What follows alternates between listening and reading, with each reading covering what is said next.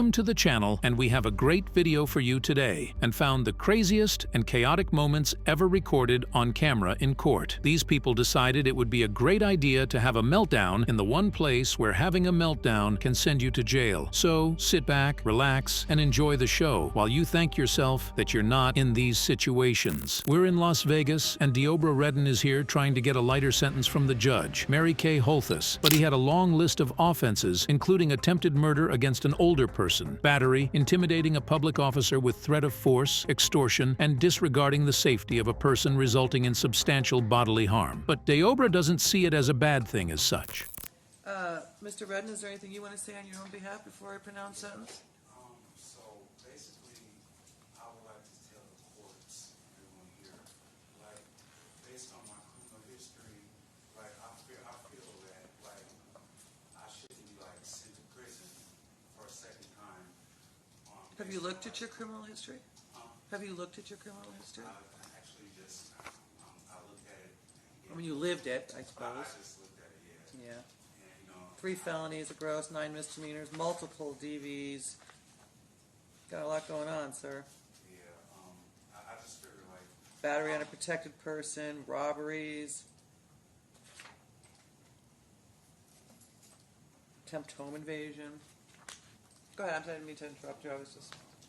I just figure, like, I'm in a better place in my mind, in my mental health. I have a support system. I just got hired as a teamster for, you know, the union, you know, making $20 an hour. And, like, the reason behind every single domestic violence, I've been dealing with mental health, and I didn't know that I was dealing with mental health.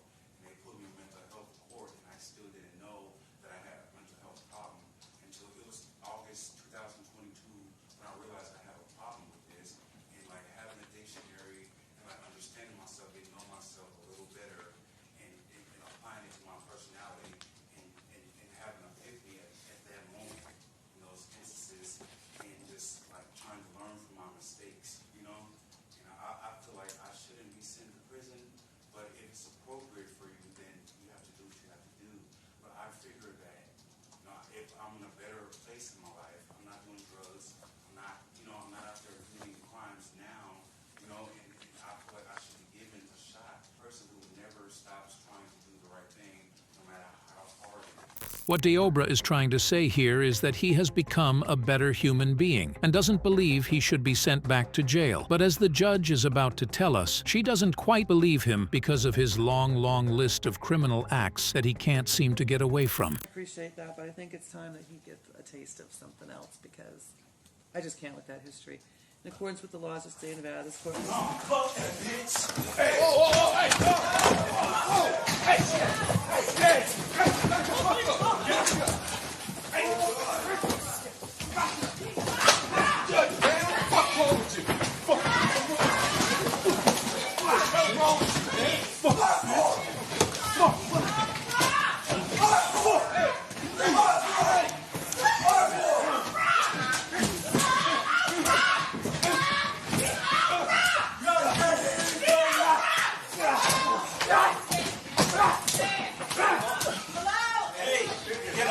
Get off her.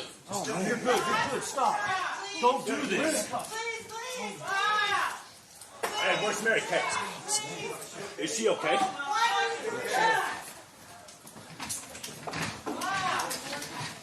They managed to take him off the poor judge, who was right about the violence still being inside him, by the way. After they dragged him off, he went back to jail. A week later, the judge sentenced him to up to 4 years in prison for the battery charge. But he will be getting sentenced for his other 13 charges pretty soon. This is Austin Boon. He's in court for being caught with drug paraphernalia and speeding. This case is pretty cut and dry. There is nothing complicated about it, and there has already been an agreement reached between the opposing parties, which makes everything easy. The judge is ready to get this done quickly and move on, but it wouldn't be as simple as that.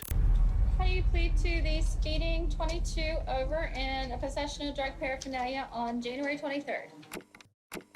For guidance, you told me you said guilty or not guilty. Well, if you plead guilty, then I can give you the plea agreement that you made.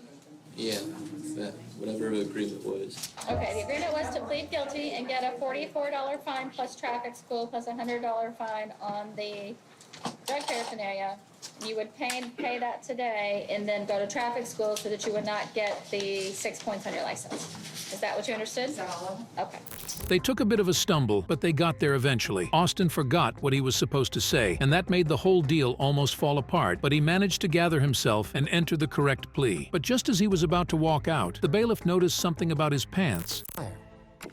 Pull your pants up. 178.0. Just how does it go? Why he's in there, he need to pull his pants up. Yeah. Your pants need to be up when you're in a courtroom. They are, They're not. Sir, up. they're up.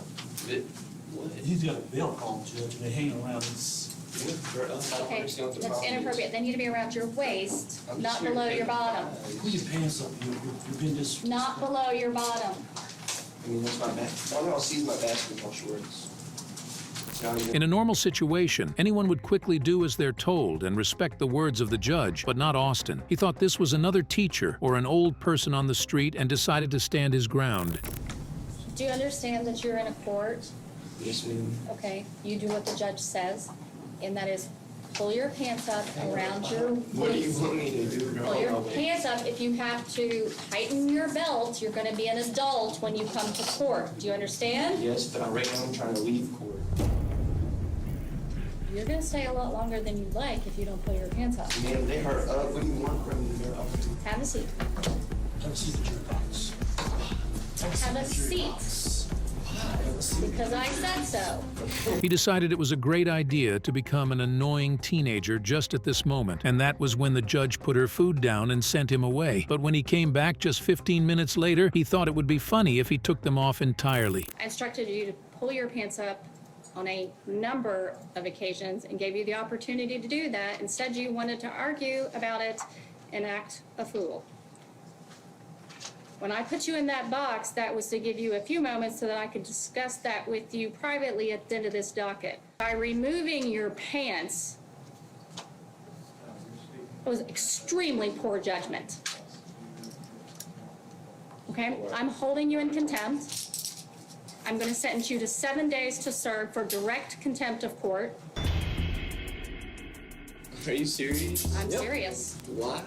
because you don't know how to act They like a couldn't be grown-up. high enough for you, so I took them off. I don't care what you got on there. I don't You'll get your property.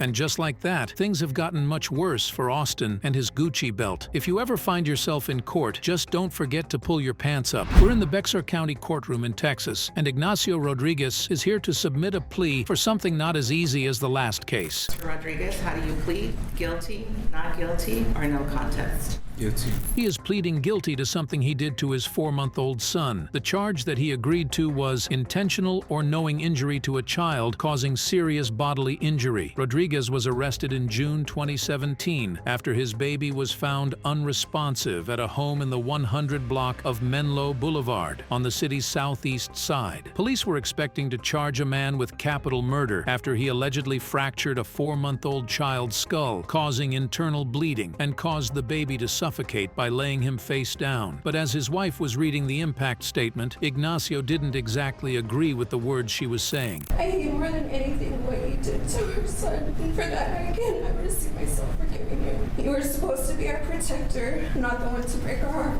As she gets older, she will start asking questions. Then tell her the truth. Tell her the truth. Tell her the truth. Tell her how everything was supposed to be. Tell her the whole truth. Don't lie to her. Tell her the whole truth. Tell her the whole truth.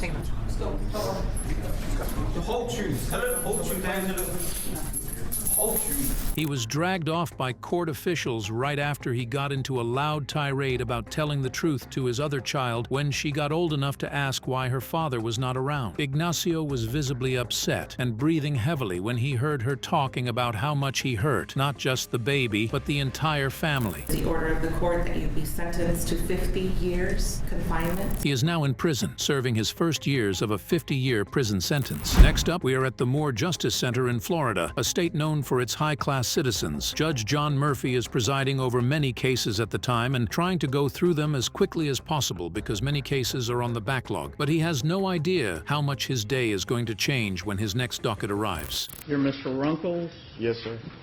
2 charges, assault and resisting. You have the public defender. Public defender, what do you want to do? Have they filed? They have. I'm not waiving. All right, what do you want to do? What do you want to do? This is public defender Andrew Weinstock. He had the option of getting the trial sped up, but he is waiving that right to go to a jury trial and add to the long list of cases that are waiting for Judge Murphy. And that doesn't go too well with the judge. You want to set it for trial, set it for trial. All right. If you want to set it for docket sounding, set it for docket sounding. I'm not waiving in any case. This is an emergency if I created had by a the rock, state. I would throw it at you right now. This is Stop pissing me off. Just sit down. I'll take care of it. I don't need your help. No, sit you know down. what? I'm the public defender. I have a right to be here, and I have a right to stand I and said represent sit my down. clients. It's easy to see just how pissed the judge is about this. If you ask me, I think he made it to work already pissed off at something else and was already working with a short fuse. And when Weinstock decided to waive the right to a speedy trial, he just lost it. But watch what happens next. And I'll just beat Let's go your out. ass.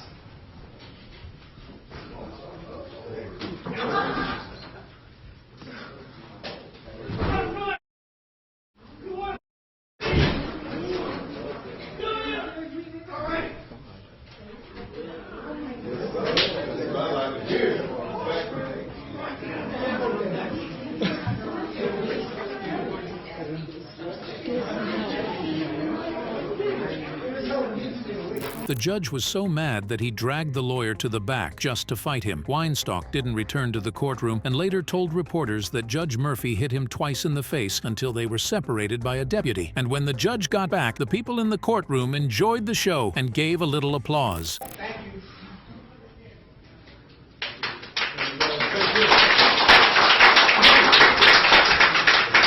Go Boston. Nah, Yankee. I'm a Yankee fan.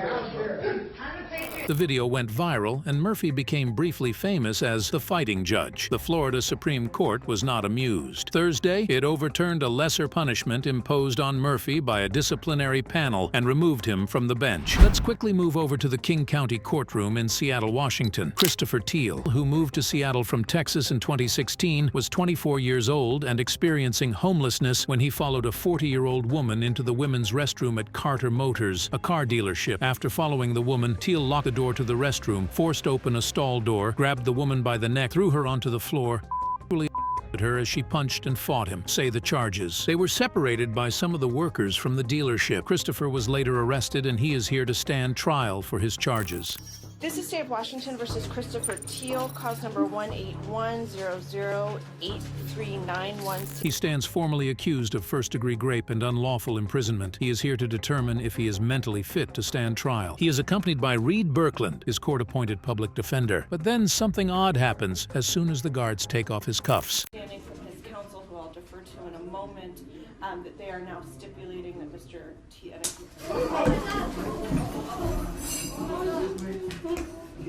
Get down, face down. Face down, put your hand on your back. Put your hand behind your back now. Put your hand behind your back.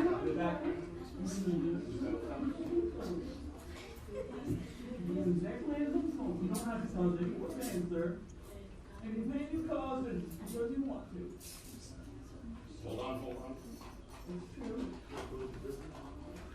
Get cold. Bring the chair. Bring the chair. We'll get the chair.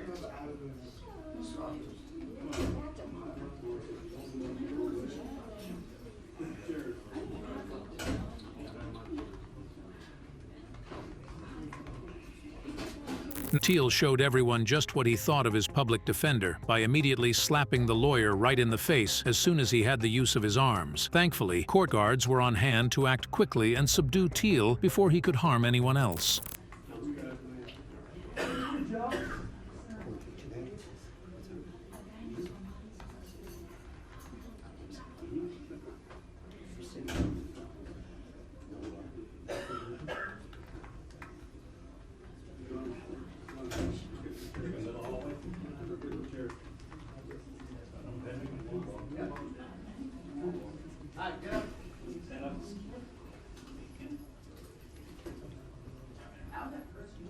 Teal gets taken away with a spit guard on his face. His lawyer, Birkeland, didn't press any charges against Teal, but he did remove himself from the trial and decided not to defend Teal altogether. And 2 weeks later, he returns to court, but he's strapped to the chair. But there is one question that's burning a hole in his mind, and he couldn't help but ask the court. Question, one thing to say. I'd like to know where the they got that photo of me with my short hair. Because that was on Facebook, and I don't have a Facebook. All right. So, Your Honor, Legitimate question. Like, do they have access to Google? The only thing concerning him was apparently how his hair looked in the photos. In May 2018, he received an indeterminate sentence of 8.5 years to life in prison. Friday, after pleading guilty last month to first-degree and unlawful imprisonment. He was given that sentence because he was determined to not be mentally competent to stand trial. We're in the Miami-Dade Bond Court, and this is Judge Mindy Glazer. She's here to take over the bond hearings of the people in court, and this should be another day at the office for her. She's going through the defendants one by one and settling their bond estimates. But little did she know, there is someone on their way to make her day just a little bit weirder. But then comes Sherry Lynn. Sherry is here for felony battery and resisting arrest with violence, and as soon as she walked up to the stand and stood in front of the camera, things started going haywire. But have you ever been treated for any mental health issues? Fuck yourself first. I'm sorry, ma'am? I said go yourself. Okay, well, I'm a little busy right now, so I'm not able to do that. Ma'am, I'm just trying to help you. Ma'am, he's trying to help you, and please don't use profanity or try and disrupt my courtroom, because I don't want to be forced to hold you in contempt of court. All right, Mr. Snyder's trying to help. As soon as Sherry got into a shouting match, the judge couldn't help but crack a smile and even start laughing a little. But then she knows she has to keep things in order and takes control of her courtroom pretty quickly and tells Sherry that the man is trying to help her and she should keep the decorum of the court, or else she will find her in contempt. But for some reason, that didn't scare Sherry at all. You stay away from Cynthia Cuba. Do not have any contact with her, and you must stay away from her home and place of business. As to the other case... Who is this Cynthia Cuba? Tell me! I think the lady allegedly tried to hit with the pliers. The other case... F-15... Hey! That's from private life! On count one is $5,000. Hey! Hey! Hey! Two, it's $5,000, and count three is $1,000. Have a nice day, ma'am. We'll try and get you into the hospital. As soon as the judge mentions the person that Sherry attacked, she just went all out on the profanity, yelling out insults to every single person that was in front of her and saying every swear word that appeared in her brain, regardless if it made sense or not. But thankfully, someone turned off her microphone just in time to let the judge give her decision on the bond and let her leave court and hopefully get the help she needs. This is a court in Jacksonville, Florida, and Rakim Mitchner is here for an arraignment because he is accused of kidnapping and 2 counts for a case that happened 4 years prior to this court hearing. A woman was riding her bike when she was jumped by 3 men, dragged behind a building. But due to the lack of evidence, the case went cold and the cops had no leads. Back then, the DNA that was collected couldn't yield any results, but years later, when they ran that DNA against the national database, they got a hit, Stanley Armitage. They quickly arrested him, and after a lengthy interrogation process, he gave up the names of the other offenders, Martin King and Rakim Mitchner. King and Armitage were sent to jail without bond and are awaiting trial, but Mitchner was already in jail for armed robbery. He is sent back to court for the arraignment, but things didn't exactly go to plan when Mitchner got to the stand.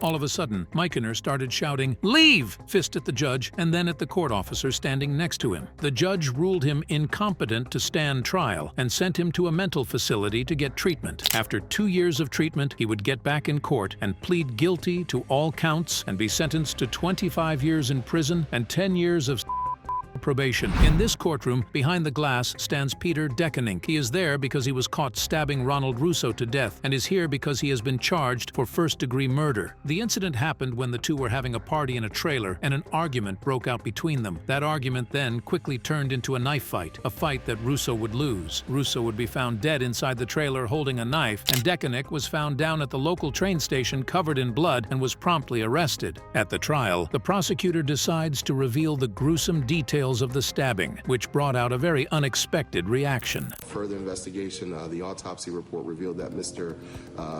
Russo did suffer 69 knife wounds to his body.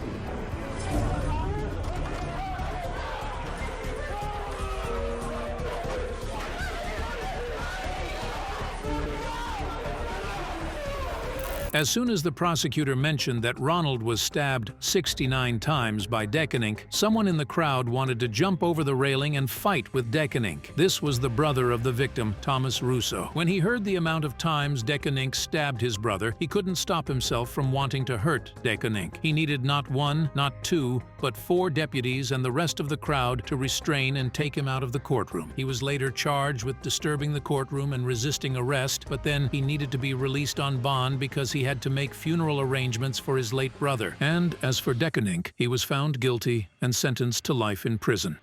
That's all we have for you today, folks. We hope you enjoyed the video and learned a thing or two about acting right in the courtroom. Whatever you do, just stay calm and don't say stupid things in front of a judge. Until the next video, stay safe and out of jail.